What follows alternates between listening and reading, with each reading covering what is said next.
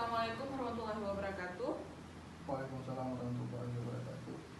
Perkenalkan, nama saya Rodatul Ulfa. Saya peserta laksar CPNS 2022 dari instansi Universitas Malik Saleh, kelompok 3 angkatan 10. Baik, Bapak, terima kasih. Pada kesempatan kali ini saya akan mewawancarai narasumber kita tentang kesiapsiagaan bela negara. Silahkan perkenalkan dengan siapa, Pak? Nama saya Muhammad Fadil. Saya berasal dari Kota Melahu. Pendidikan terakhir saya adalah pasca sarjana. Baik, terima kasih, Bapak Muhammad Fadil.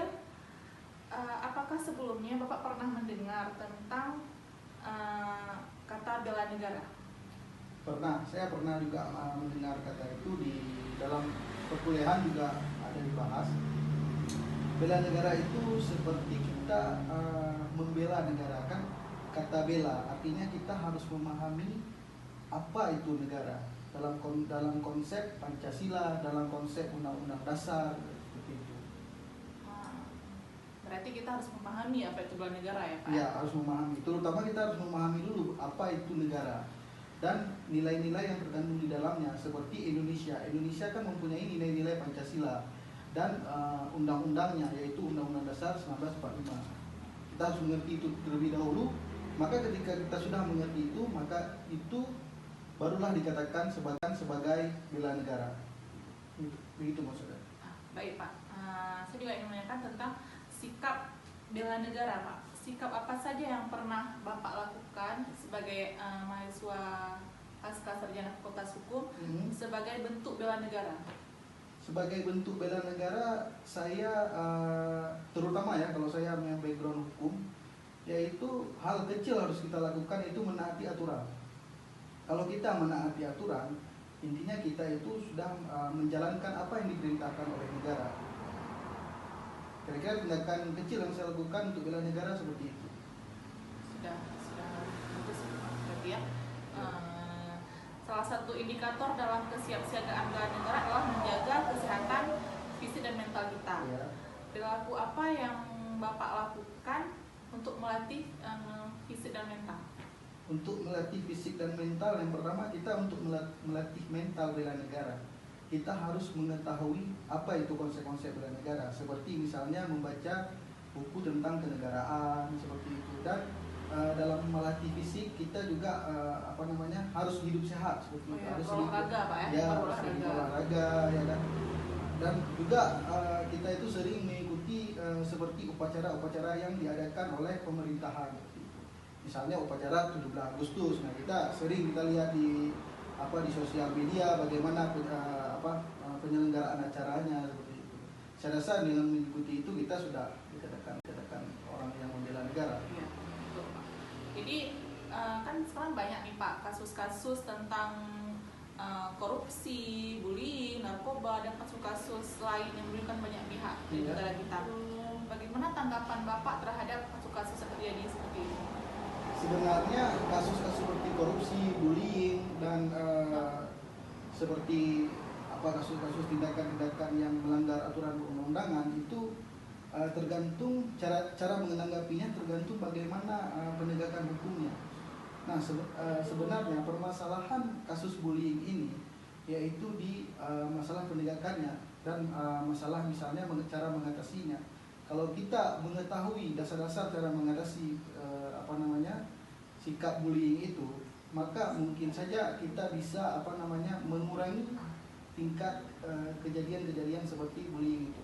Contohnya kita mendidik siswa dengan benar dalam hal misalnya mengajar, jangan salah mendidik siswa. Kalau salah mendidik siswa ya efek bullying ini makin terus terjadi gitu kan. Contohnya bullying ini sangat sering terjadi di lingkup pendidikan, lingkup pendidikan. Dan itu sangat berbahaya terhadap anak kedepannya, mental anak kedepannya. Kalau masalah korupsi tadi itu tergantung bagaimana penegakan hukum yang dilakukan. Karena suatu undang-undang ataupun suatu masyarakat itu sangat tergantung pada yaitu struktur hukum. Orang-orang yang menegakkan hukum itu, apabila yang menegakkannya sesuai dengan aturan perundang-undangan, maka hukum itu akan berjalan dengan baik.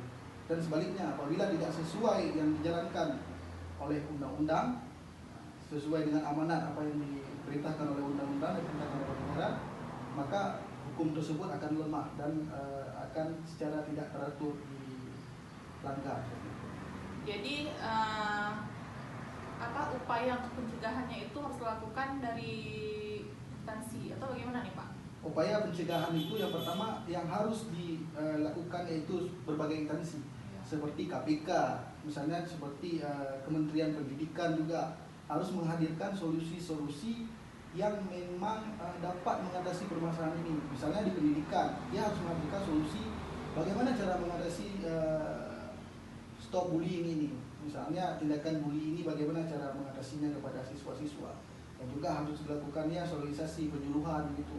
Pemahaman kepada siswa-siswa ataupun mahasiswa bahwa bullying ini tidak boleh dilakukan karena ini adalah perbuatan yang tercela. Begitu juga korupsi harus dilakukan dengan sesuai dengan aturan perundang-undangan. Apabila hukumnya seperti ini, maka yang dijalankan harus seperti ini. Tidak ada pertimbangan lain dari hal itu. Baik Bapak, sangat jelas sekali penjelasan kita tentang kesiapsiagaan bela negara ya teman-teman sekalian. Bapak, terima kasih banyak atas waktunya. Ya, sama-sama. Terima kasih Bapak. Ya. Assalamualaikum warahmatullahi wabarakatuh. Assalamualaikum Bapak. Waalaikumsalam. Ya, perkenalkan nama saya dari peserta laksar. Mohon izin kepada Bapak untuk menanyakan beberapa pertanyaan terkait bela negara. Apakah Bapak bersedia? Boleh. Ya, izin duduk Pak. Oke, silakan. Ya, sebelumnya saya ingin menanyakan kepada Bapak, sebelumnya Bapak profesinya sebagai apa Pak ya? Saya sebelumnya itu seorang guru. Oh, seorang guru. Ya, baik. Jadi di sini saya ingin menanyakan ada beberapa pertanyaan ya. Yang pertama, bagaimana menurut Bapak ancaman dari luar yang saat ini dihadapi oleh bangsa Indonesia sehingga dapat mengganggu persatuan dan kesatuan bangsa? Oke, baik, ancaman dari luar ya. Ya. Kalau bentuk ancaman dari luar itu sebenarnya kan banyak ya saat ini. Yang paling nyata itu adalah distorsi budaya ya, distorsi budaya. Jadi budaya luar itu masuk dan cukup untuk mengganggu nilai-nilai budaya yang ada di negara kita. Contohnya apa? Contoh mungkin kemarin yang bisa kita lihat di TV itu ini Ciptayam Fashion Week ya. Jadi ada beberapa kalangan anak muda yang menggunakan pakaian wanita pada remaja laki-laki kan. Itu satu. Yang kedua, mungkin budaya yang dapat mengancam selain itu contohnya budaya pergaulan bebas ya. Pergaulan yang sangat bebas sekali yang mungkin akan mengganggu nilai Pancasila. Oke, baik. Untuk ancaman yang kedua mungkin bisa kita lihat dari segi ekonomi ya. Yang nyata saat ini tuh contoh misalnya perang antara Rusia dan Ukraina itu akan berpengaruh kepada perekonomian global dan itu ancaman yang sangat nyata saat ini resesi terhadap perekonomian kita di Indonesia dan itu yang perlu sangat sekali kita waspadai saat ini. Perlu kita temukan bagaimana solusi yang tepat untuk mengatasi permasalahan tersebut. Berarti ancaman-ancaman ini tentu akan memiliki dampak yang sangat tidak baik ya Pak untuk bangsa Indonesia kita sendiri. Ya guys, pertanyaan selanjutnya Pak, yang kedua yaitu bagaimana tanggapan Bapak dengan wacana pemerintah untuk menghadirkan tenaga pengajar asing ke lingkungan kampus di Indonesia? Oke, baik. Itu kembali lagi ya menyangkut kebijakan Merdeka Belajar. Saya rasa itu perlu kita apresiasi baik ya, tapi perlu kita pertimbangkan lagi regulasinya seperti apa. Artinya bagaimana? Artinya pemerintah juga harus mempertimbangkan kualitas pendidik ataupun pengajar yang ada di Indonesia. Bagaimana meningkatkannya agar tidak kalah saing dengan pengajar dari luar. Kalaupun kita ingin mencari ahli ataupun pengajar dari luar, tidak masalah gitu ya. Intinya perlu regulasi yang kuat agar pengajar ataupun pendidik yang ada di dalam negeri tidak terdistraksi dengan yang ada di luar saja. Itu yang bagus. Ya, baik, terima kasih mungkin Bapak Zainul atas jawaban-jawabannya. Okay. Ya, mungkin saya mohon izin Pak lebih dan kurang. Ya. Okay. Saya mohon pamit. Terima Okay. kasih banyak. Assalamualaikum warahmatullahi wabarakatuh.